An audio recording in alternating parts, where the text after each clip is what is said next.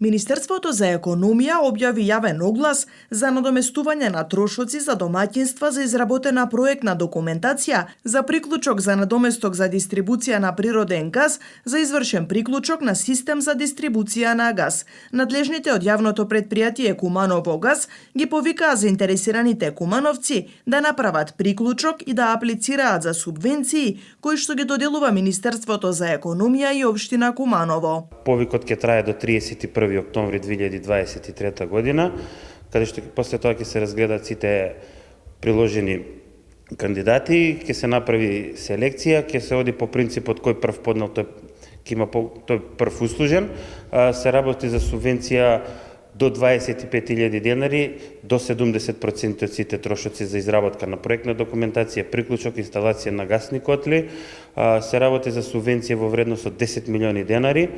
Ако ги поделиме на 25.000 денари, тоа се околу 400 приклучоци, кои треба да ги поделиме Куманово газ и Струмица газ, бидејќи во Република Македонија само овие два града имаат јавни претпријатија за дистрибуција на природен газ. Уште пред неколку години општина Куманово доделува субвенција од вредност од 15.000 денари, субвенција за секој нов приклучок, без разлика кога е направен, следува тој приклучок и се реализира. Документите потребни за апликација се наведени на страницата на Министерството за економија. Од Куманово газ ги повикаа кумановци за сите прашања да се обратат во нивните канцеларии спроти градскиот стадион. Инаку од претпријатието информираа дека се надеваат дека граѓаните ќе ја искористат поволноста и ќе се приклучат на природен газ. Ова е прилика која јас мислам дека кумановци и струмичани не треба да ја испуштат. Се работи за голема субвенција. Скоро 80% од трошоците треба да бидат покриени со овие субвенции, со оглед на фактот дека и гасот бележи пат во последниве неколку месеци. Ова грејна сезона заврши, да се надеваме од новата грејна сезона од 15 октомври дека цената ќе се стабилизира и ќе се врати на некое ниво што беше пред година-две од некои 30 на денари.